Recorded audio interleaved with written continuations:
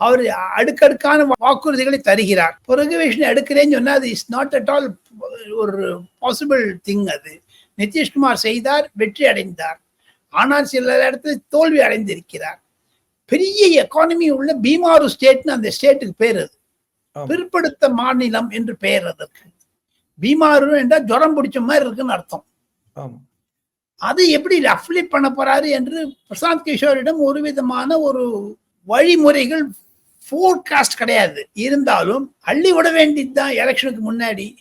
So அந்த மாதிரி பிரசாந்த் கிஷோர் பேசியிருக்கிறார் என்று தான் என்னுடைய கருத்து. நான் தவறாக இருக்கலாம். ஆனாலும் பிரசாந்த் கிஷோர் ஓட்டை கட்டுவர் பண்ணுவாரே தவிர அவர் ஓட்டு சேகரிப்பாரா என்று சந்தேகம் எனக்கு இருக்கிறது. காரணம், முதல்ல ஜெயிச்சவங்க என்டி ராமாராவ், எம்ஜிஆர் மாதிரி யாருமே ஜெயிச்சது இல்லை. சிவகுமார், பிரசாந்த் கிஷோர் கூட அப்படி ஜெயிப்பாரா தெரியாது. விஜய் கூட ஜெயிப்பாரா, இஸ் அன்டெஸ்டட் பர்சன் இல்லையா இது இருக்கணும். அதே மாதிரி பிரசாந்த் கிஷோர் கூட என்பதுதான் என்னுடைய கருத்து. சிவகுமார்.